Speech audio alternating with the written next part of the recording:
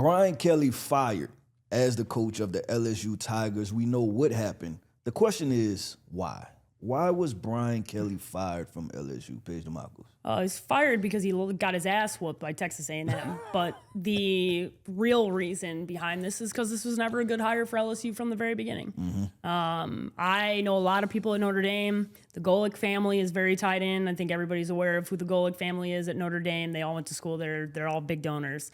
The way that Brian Kelly left Notre Dame, and there's a lot of stories that are coming out now about how he's treated people throughout, whether it was at his time at Notre Dame, and his time before that. There's a crazy story that came out about how he treated Matt LaFleur and Robert Saleh, made them shovel snow, told them they were invited to a party. He was never authentic. When he faked the Louisiana accent, I about lost my shit because this man grew up in Boston. There was no part of him that had any level of a Southern accent. In fact, he had the exact opposite of that accent. And from that moment on, I thought this was doomed because you needed authenticity. And I know that Ed Orgeron had a lot of issues and definitely was Louisiana in a lot of good and bad ways that represented the state. But there's a nice happy medium that can exist that doesn't need to be somebody who is Louisiana. Maybe you just need a really damn good football coach. And I think that gets oversold in every market, including my own. The Scott Frost era, the Nebraska was the same thing. That you sell these guys that know the program. How about winners? How about guys who have proven that they can win a national championship? Brian Kelly never proved that. He's never done it. So why did you fire a coach that won you a national championship and then move on to a coach that hadn't won one?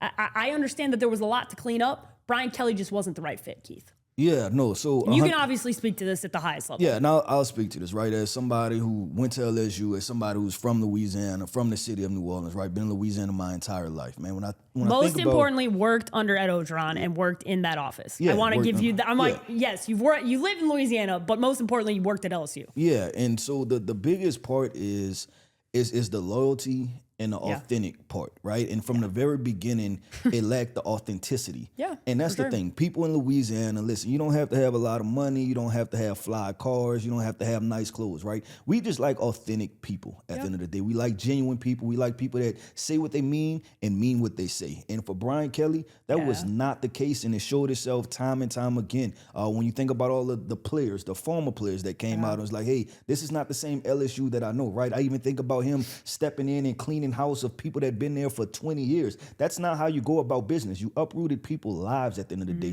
That was not authentic. That was not loyal. That was not even showing a sense of compassion, right? You're in the South. One of the things that we're known most popular for is for Southern hospitality. Is that we speak to everybody. We say hello. We say good morning. Even if we don't know you, we hold the door open for you, right? Like we always make fun of it and we talk about, hey, y'all don't walk fast, right? It's because we enjoy the elements. We enjoy certain elements of what's going on. We are the city, the state of boiling crawfish and family. Yeah, just hospitality overall. And I think he just lacked that at the end of the day. And it was just time for him to go. That's that side of it. The football part is, I think it hurt himself in recruiting. And just the transition, and obviously everything with NIL and the transfer report and everything, I think it came through in recruiting, and we don't know how many recruits that LSU potentially lost because that authentic feeling just didn't match up with LSU, right? And even with him bringing in coaches, right? He let go a bunch of coaches that was LSU at the end of the day. Then he lost a couple years and he had to get it back right and try to bring some more coaches back in. Sure. Well, you messed up from the very beginning. You should have did your due diligence. And I think he came down here with a sense of arrogance and pompous. Entitlement. Yeah, entitlement. And that was in his, you talk about going back to Notre Dame. It's like, oh, okay, cool. Well, Notre Dame is the problem. It's not me. Yes. Right? And it's like, oh, if I go to LSU, I'm automatically going to win a national championship. Nah, you still have to work hard for this, man. Yeah. And I think that was always the part that felt very pompous is the right word. Yep. And just, quite frankly, disrespectful to Notre Dame and the legacy that they have as well.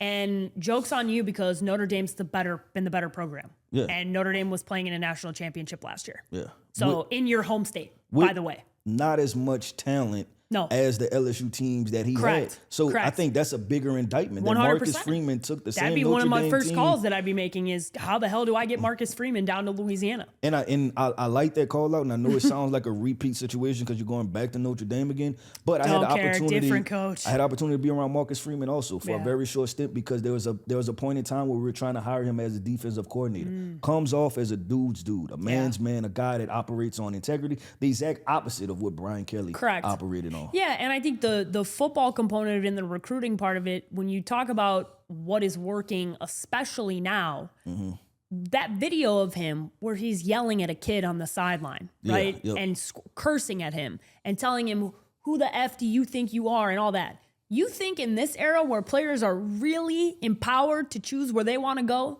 that's working to sell as a head coach? Yep. Where some of them are getting paid more than their position coach. Correct. Let's just be honest. Like, and I don't think I am. This show, we are both tough. We want tough coaches.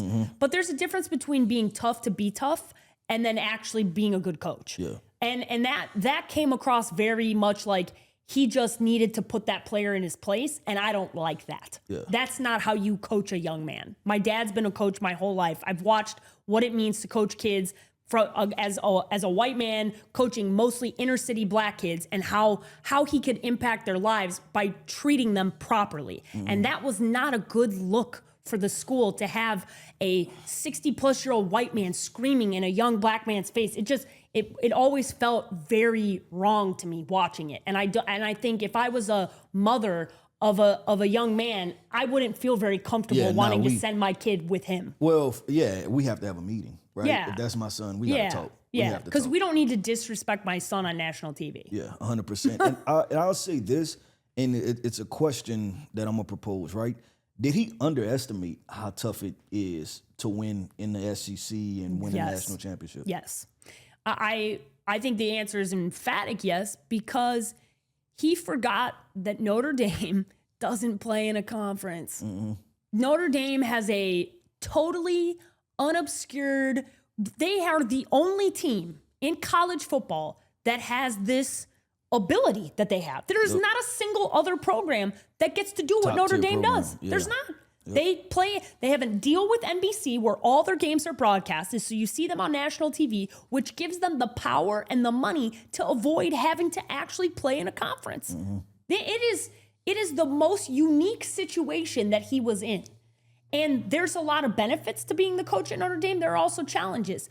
But Notre Dame and LSU are totally polar opposite schools. You talk about academics, the school, like just from you remember the old Miami versus Notre Dame? LSU versus Notre Dame is probably the second most just juxtaposition between what you're talking about as schools.